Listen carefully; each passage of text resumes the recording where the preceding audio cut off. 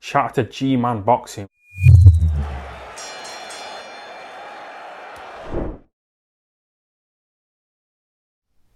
Alright, so we obviously got the announcement the other day that AJ Usyk now is good to go. Right, we know we're getting that fight. For sure, this is the biggest heavyweight fight of the year so far, and probably going to be the biggest heavyweight fight of the year. Yeah, some might say Fury Wilder 3, but this is a top two anyway. You know, it's a great fight. You're dealing with one of the best cruiserweights of all time, and consensus second best heavyweight in the world. You could have number one as well, but majority of people probably have Fury at number one. So we've got two great fighters. Two great fighters. Now, I've already done a video talking about Usyk and him putting on, excess muscle and stuff like that. Now, how I don't think it's that much of a benefit for him to do that. It's more a benefit for him to come in at his normal weight. Nevertheless, the more I think about this fight, and the more I look at Usyk from a stylistic point of view, and the more I go over this fight in my head a little bit, the more I think that Anthony Joshua really could be in for a hard night work. He could be in trouble in this fight. Why do I say that? Usyk, we know his style. We know that Usyk is a mover. He likes to move. He's got incredible footwork, gives very good angles, very good punch output, throws a lot of punches. People make it out as though punching power is the be all and end all of heavyweight. That you could be the most skilled heavyweight in the world, but unless you've got devastating power, you won't do anything. Not the case in the slightest. There have been plenty of fighters throughout the history of the heavyweight division who have not been the biggest punchers, right? But yet they've gone on to have very good careers. Evander Holyfield, right, in the grand scheme of things, was not the biggest puncher in the world. Yes, he was able to knock Mike Tyson out, stop him standing and hurt him badly. Yeah, Mike Tyson took a hell of a lot of shots before eventually succumbing to Evander Holyfield.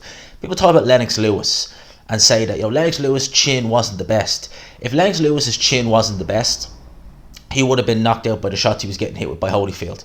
He took plenty of left hooks from Holyfield in both fights and kept on going. So Holyfield at heavyweight certainly wasn't the most devastating puncher. But when we look at Evander Holyfield, do we say he wasn't a good heavyweight? No, we say he was a fantastic heavyweight. I think people have this consensus view that punching power is the be all and end all of heavyweight. It's not. And at the end of the day, if you are a 6'4", 230-pound man, right? I know Usyk's not sick, but I'm just using this as an analogy. If you do load up and swing with full power, even if you're not a noted big puncher, if you swing with full power and you hit someone on the chin, chances are you're going to hurt them. If someone at that size hits someone else similar size full force clean, chances are they're going to do some serious damage. Even if they're not a noted big puncher, you give them a clean shot, they'll hurt you. They definitely will. So for me, Usyk's skills, at the end of the day, it's the saying goes, skills pay the bills. And when I look at Usyk, as I said, a mover, someone with great movement, good stamina, good punch output, good punch selection, throws some shots some kind of awkward angles. Like you see the hook, it was a left that he knocked belly out with, but you see the angle it kind of came in at. So you can throw the shots some kind of awkward angles at times. And his stamina. Now with Anthony Joshua, the last time he fought an out mover was in the Olympics, Erislandy Savon. Alright, now I myself, many others feel Joshua lost that fight in the Olympics. Me personally, I think he'd fought Savon before and had trouble with him, but this was much more clear win for Savon in the Olympics, which he didn't get, unfortunately. Now, as a pro, how many movers realistically has Anthony Joshua faced? Who's the nearest kind of style you would get similar to Erislandy Savon? He's not fought a mover yet. He's not fought any kind of mover like Savon. Usyk not the same as Savon, but similar issues that he will move. He will give AJ angles. He will offset. He will look to counter with the straight left. The only southpaw that AJ's fought as a pro that had any validity with him was Charles Martin. And at the end of the day, we know how that went. Usyk is head and shoulders better than Charles Martin. He is. AJ is a bigger puncher than Usyk, make no mistake with that. And people have said when Usyk tastes that power from Anthony Joshua, he's not going to know what hit him. Well, I beg to differ, because I believe that at cruiserweight, Usyk has faced people who maybe don't hit as hard as Anthony Joshua, but are certainly not far off it. Marakasev has had many spars at many heavyweights. I can't remember the guy's name now. There was a guy who said, I can't remember his name, that he'd sparred plenty of heavyweights, and that Marakasev, a cruiserweight at the time, hit harder than all of them in 18-ounce gloves. Now, when he fought Usyk in the third round, landed a very, very good, very hard right hand on Usyk, which Usyk just shook it off. Now, Gassiyev's best punch, to be fair, is his left hook, but nevertheless, he is still a big puncher with both hands. If Usyk is able to take Gassiyev's power, and also he was able to nullify a lot of Gassiyev's power in that fight as well, I suspect that he won't want to be taking too many shots from Anthony Joshua, but I reckon he should be okay to take risks in there against Anthony Joshua. Safe in the knowledge that his chin, for the most part, should hold up. Alright? Now, AJ, what is the biggest critique we've had of AJ throughout his career? What's the one thing we've always said we worry about with AJ? Obviously, the chin. His chin's not granite, but more so his stamina. The stamina of Anthony Joshua is something that's always been brought into question. Now, Anthony Joshua, when we see him really open up on a fighter, like he did against Pulev, he'll overexert himself in one round, and what he'll do is he will need a couple of rounds off to take a breather.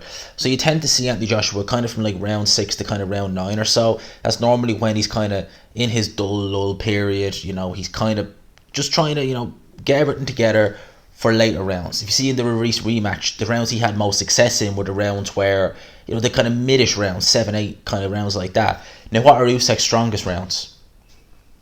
Probably about 6 through 9. You would say that that's when Usyk is really stepping on the gas, firing on all cylinders. If he goes in there and he really does find a home for that left hand on Anthony Joshua, two things. One, he's the accuracy and the power to hurt Anthony Joshua.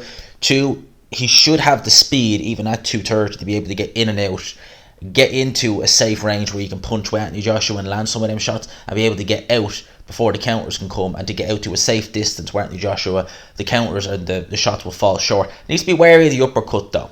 The uppercut from AJ is very good. This isn't, by the way, a full breakdown analysis, but I'm just pointing out the strengths I see in Alexander Usyk. All these are leading me to believe that this is going to be a very, very tough fight for Anthony Joshua. He is going to be in trouble in this fight, mark my words. People have said they see it being a foregone conclusion, AJ is going to win. I never saw that. I am leaning towards AJ still, but this fight is as open as, you know, insert, make what you will of that, but it's an open fight.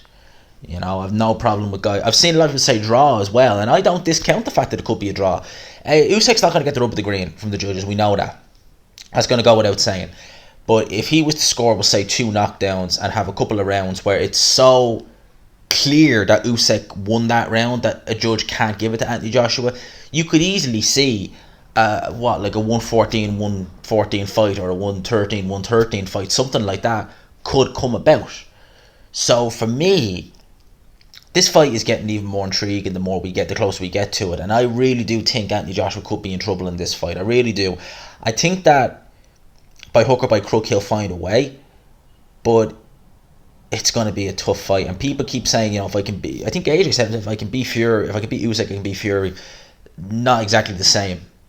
Definitely not exactly the same, but Usyk will definitely...